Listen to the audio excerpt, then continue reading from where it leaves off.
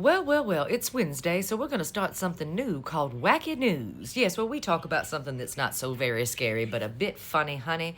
Yes, indeed. Now, I'm going to do the first Wacky News video right here for you, but all other Wacky News will be on my backup to the backup where I do the birthday tea, and you'll be able to find me over there. I'm sure you will. But either way, let's talk about the Wacky News today. You see, do you remember that guy, that artist who taped a banana to a wall? Yes, the duct-taped banana. Remember? It sold for $2 million, honey. Well, maybe you didn't know, but that particular artist did another piece of artwork. Yes, titled American. America. Yes, titled America. Do you know what that piece of artwork was? A gold toilet. It was a bit of satire on America and the wealth gap and the excess of the American. A golden shitter, baby.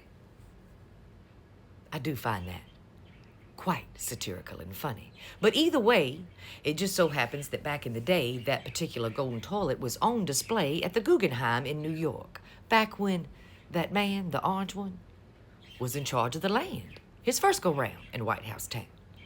And you see, he had asked the Guggenheim if he could borrow a Van Gogh, but the Guggenheim said no, and they offered him the golden toilet.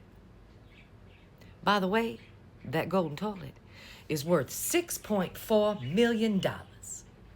I guess he didn't want it, though. He already has a few, from what I'm to understand, of gold-plated toilets. You know that man, in all of his residences. That's the word across the land, but I don't know. I've never been to that orange hoe's residence. But either way, he told them no. It just so happens that that golden toilet was moved and put on display. Now, I'm probably going to butcher the way you say this. Blenheim? Hell, I don't know, baby. It's a palace in the UK. And it just so happens to be the birthplace of Winston Churchill. And it's a World Heritage Site, too. And a few fools broke in a little while back and stole the golden toilet, friend.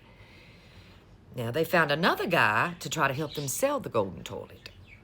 He was in court the other day. The judge dismissed his charges.